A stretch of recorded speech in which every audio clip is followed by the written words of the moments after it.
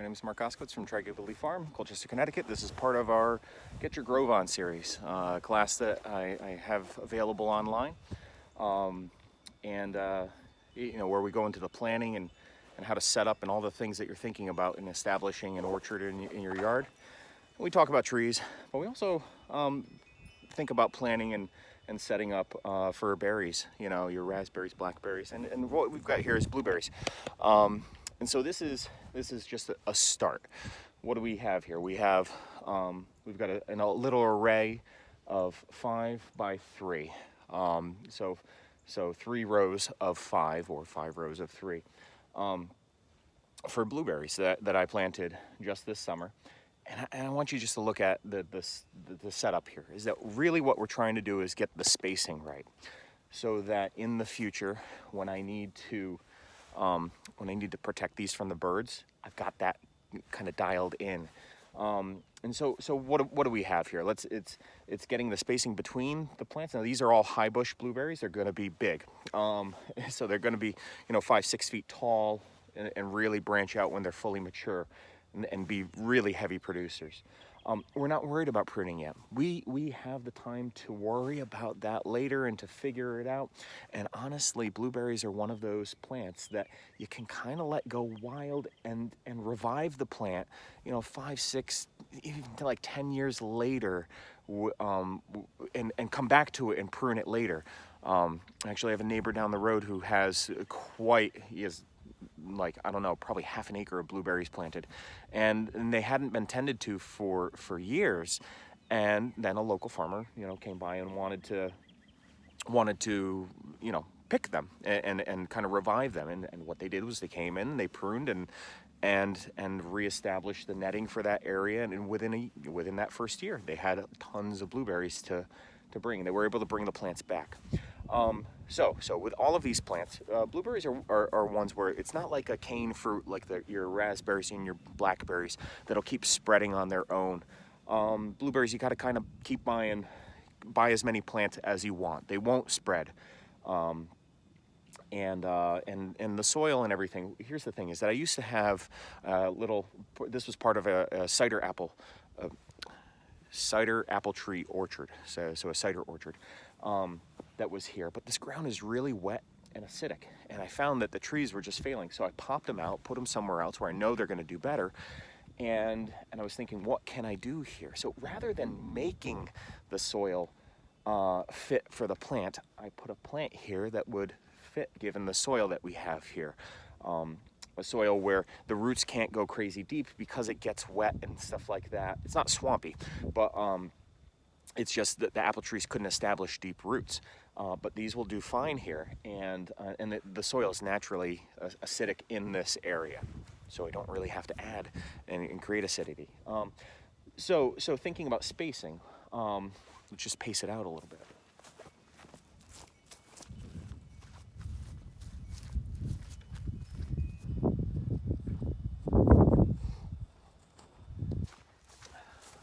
So what you see there is that we've got about 6 feet all around the plants.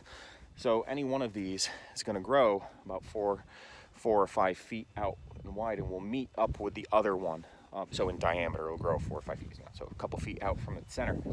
And so we want to be able to get in there and pick and stuff like that. I also want to be able to mow up and down these rows to keep the grass down and stop it from becoming a weedy mess. Now you might be thinking, like, well, don't we have to put nets around these? Yes, we'll get there.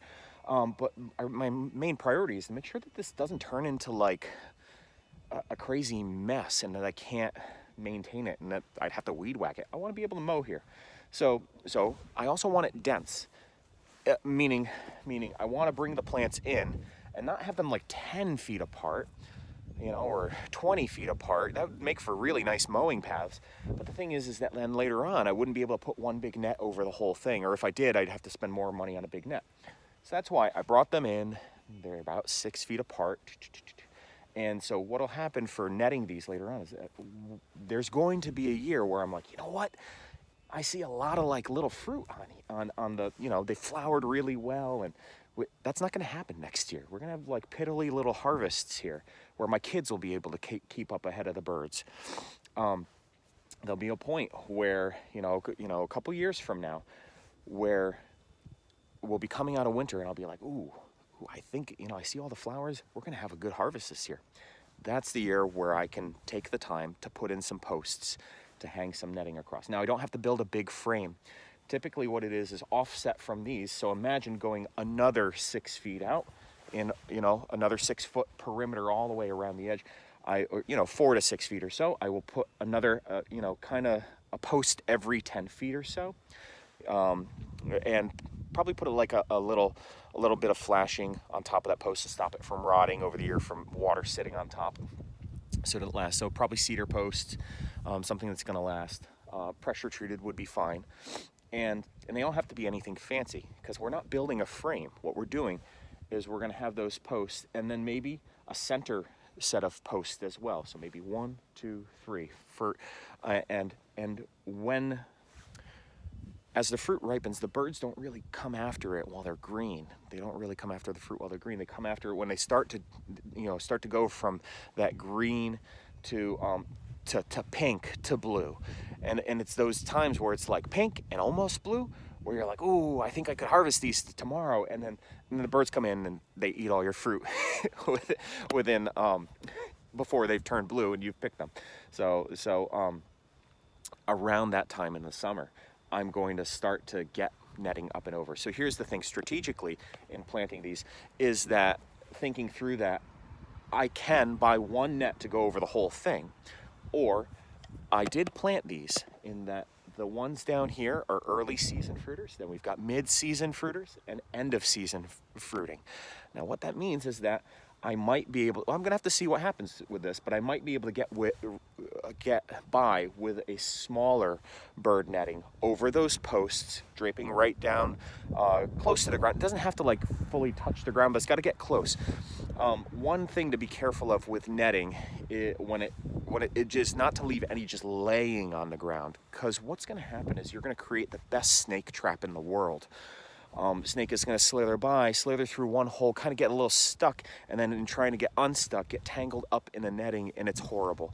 I mean, I'm not a fan of snakes when I come across them, but I know that we need snakes, and it's not kind to the creature. So don't leave netting lying on the ground. That's why you're watching these videos. That's why you take the classes, for all these like little hints, these little things that you wouldn't even think of. So I'd get the netting up and over, and I would get it trimmed to the right size for that. Now, if I was storing the netting, I would either bundle it up and like bungee it and wrap it to the posts. Again, there's going to be a year when I have to build this thing, and I'll create the video for it. I'm not building it this year.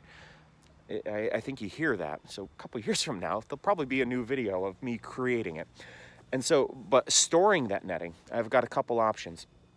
Again, if I take that netting and I store it in my workshop, I get snakes kind of in parts of my workshop because I have mice in the workshop, and every now and then I find a snake skin that freaks the heck out of me.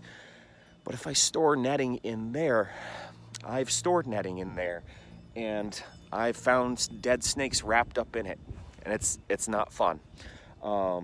It's not fun. I've found live snakes wrapped up in it and then tried to save them. Well, not me, but get somebody to try to save them. And then I've had like dead rotting snakes. That's not good. All right, so point being is that I could, if I'm going to store it indoors, I would bundle it up and I would put it like in maybe a bag where something couldn't get in it, or in a Rubbermaid container, or I could bungee it to one of the posts out here and get it all tangled, tied up and stuff. You also don't want to create something that's like flying in the wind where a bird could fly by and get caught in it. You want it to be clearly visible to the birds that the netting is there, and that's why having the big netting over the whole thing, the birds are going to see it.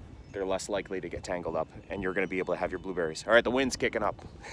I might have to like overdub this, but all right, bye. Thanks.